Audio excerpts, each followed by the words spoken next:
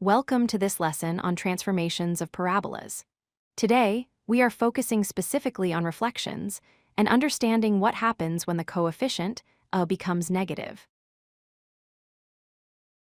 Let's recall the parent function, y equals x squared. This is the simplest parabola.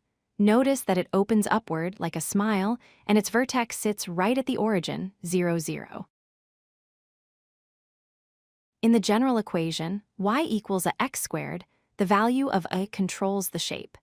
It determines how wide or narrow the graph is, but more importantly for today, it determines the direction the graph opens.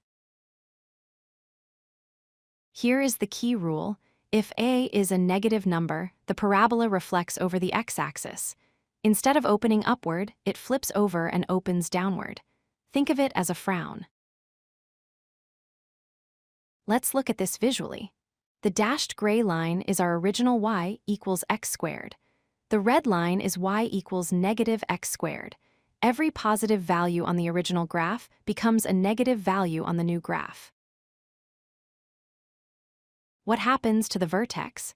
Since the vertex is at 0, 0, and 0 multiplied by a negative number is still 0, the vertex does not move. It acts as the anchor point for the reflection. Let's graph y equals negative 2x squared. Because of the negative sign, it opens downward. Because the number 2 is greater than 1, it also stretches vertically, making the parabola look narrower than the original. Now consider y equals negative 0.5x squared. The negative sign flips it downward.